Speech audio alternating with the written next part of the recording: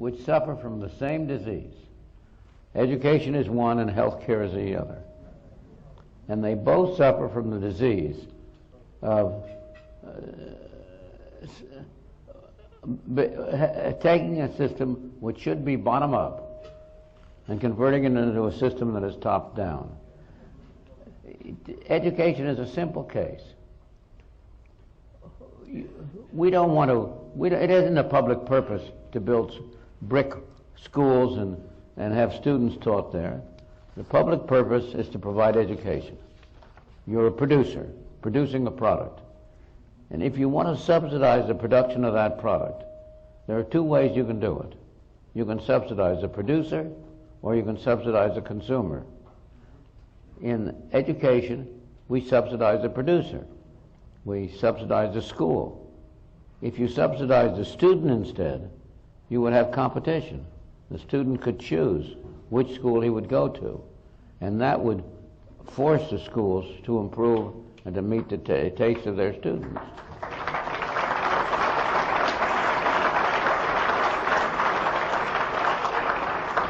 And the same thing is happening in health care. You've got a system under which you're subsidizing the producers, the physicians, the insurance companies, and so on. You're not really subsidizing directly the students, the patients. You talk about a lot of policy issues in Free to Choose, and in your life, and some indications in the book too, you've settled on education and on the device of policy reform of vouchers as crucial, as the thing to concentrate on. And by the way, I'll say to everybody here, Milton and Rose Friedman have given very generously to a foundation in their name to support vouchers, and so should you. I agree with that. It is the second best charity represented on this dais. Sorry, but you're the better man. But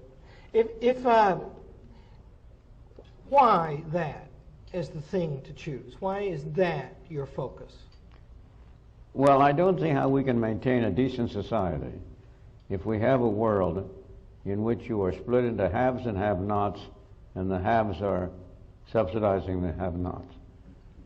Here is a situation in which we have an educational system in which something like 30% of the youngsters who start high school never finish, never get it. They are condemned to low-income jobs. They are condemned to a situation in which they are going to be at the bottom. And that leads to a divisive society. It leads to a stratified society rather than one of general cooperation and general understanding. You could go on along that line. Literacy today in the United States, effective literacy, is almost surely less than it was 100 years ago. Before we had any government involved in education at all, you had the majority of youngsters were schooled and were literate, were able to learn. It's a disgrace for a country like the United States to have 30% of the population never graduate from high school. The number is more than that because I've left out those who have dropped out through elementary school. It's a disgrace that people can't read and write. And it's hard for me to see how we can continue to maintain a decent, free, human society if you have a large subsection which is condemned to poverty and to handouts. Do you think the voucher campaign is going well? No. No. I think it's going badly, by my lights. And the reason is that so far as we've been making success so far, it's almost entirely for income-limited vouchers. I believe there are two kinds of vouchers you can have. You can think of vouchers as charity voucher. If your major objective is to help this 30 people, then you have a voucher program which is limited and available only to people below a certain income. Or you can have an educational voucher. If you think of vouchers as a way of transforming the educational industry, then you have one which is available to everybody. And why aren't they available to everybody? The Constitution in the various states, the policy of first of all, education ought to be a state and local matter, not a federal matter.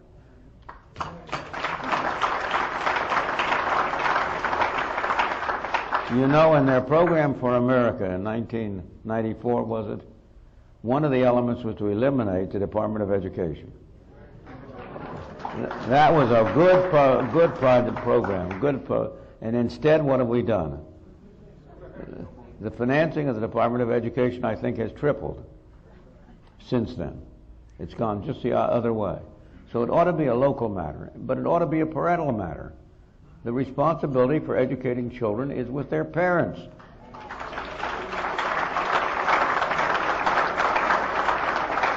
And in order to make it a parental matter, you have to have a situation in which the parents are free to choose the schools their children go to. They aren't now. Today, the schools pick the children. Children are assigned to schools by geography, by where they live. And essentially, you've got a school picking its own children, their own scholars. Now, the way in which you want to get parents choosing is to say, if the government is going to spend money on education, maybe it shouldn't spend any, but if it's going to spend any, it ought to go on the backs of the children. Its objective ought to be to have educated children, not to have beautiful buildings. And the way to do that is to have a universal voucher in which as I said in 1955, take the amount of money that we're now spending on education, divide it by the number of children, and give that amount of money to each parent. That's what we're now spending now. We keep on spending that, but spend it in the form of vouchers going to all parents.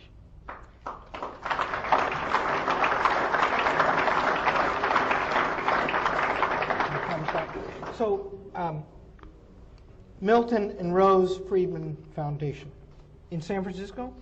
No, it's in Indianapolis. Indianapolis. And it's really run. I don't do any running of it. It's run by Gordon St. Angelo, who has been doing a very good job with the foundation. I'm not complaining about the foundation. I'm complaining about the fact that we haven't made enough progress. Well, I just want to say, I'm not sure what Hillsdale College would do without the Department of Education. Here's a supporter of the Department of Education. Well, you see, that's the problem. That shows you the problem of a self-interest society. Your self-interest is to maintain the Department of Education. It is true, but that was only a joke.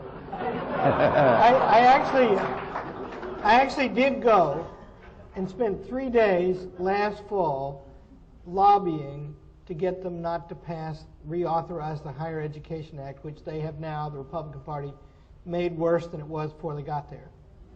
And I begged them not to do it. And it was one of the most disappointing and hilarious experiences I've ever had. Mm-hmm. They would, it was just dog dumb. Sorry, I'm not going to go on, but I know. By the way, so I'll say this much: conservatives and liberal, in the true sense, minded people are, as a group, incredibly silly about higher education and what it takes to make it work. And if you want to know, I kept calling out when I was reading about 2 nights ago, Free to Choose. If you want to know how to think about it, it is in that book, and it is perfect in there. Speaking as a college president. Okay, I have one more couple of questions for you. We're going to charge him pretty soon for it.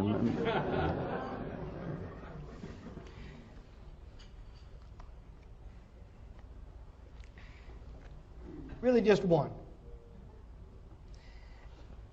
It has to do with yourself. You describe a society in which people look after themselves. They know the most about themselves, they can take care of themselves the best, and they will flourish if you let them. And you yourself, however, are a crusader for the rights of others. You say in Free to Choose that it's very like you.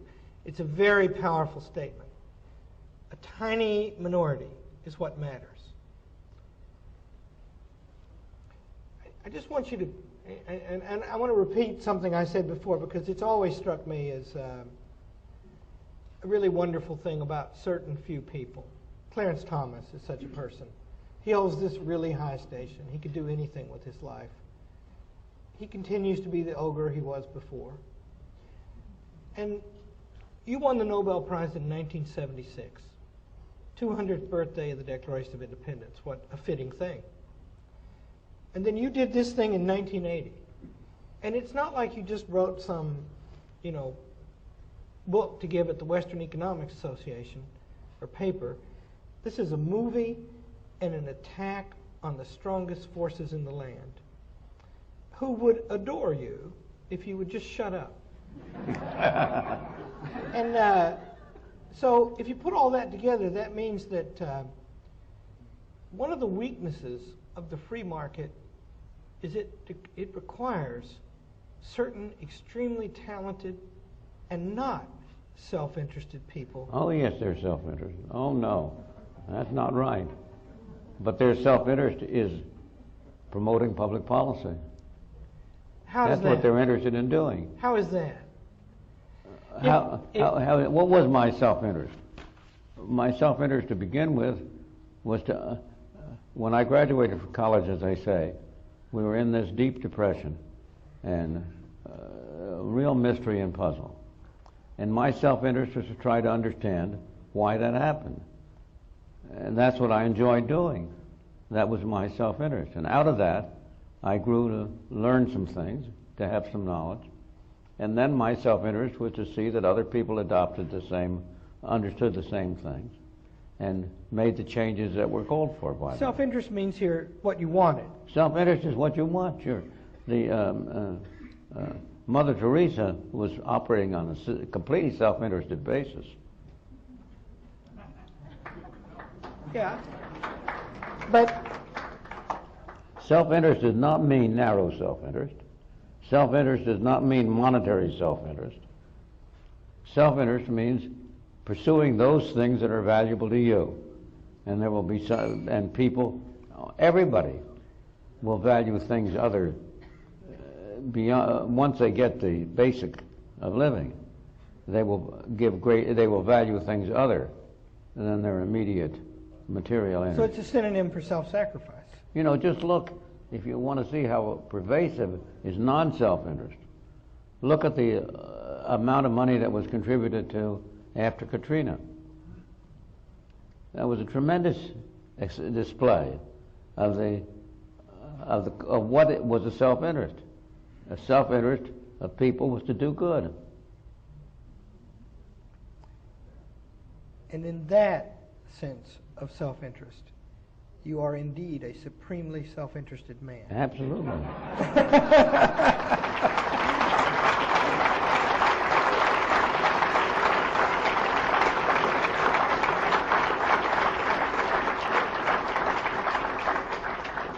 It has been a privilege to be with you, sir. And on behalf of everyone here, I thank you most warmly. Well, I thank you. It's been a pleasure. Yeah.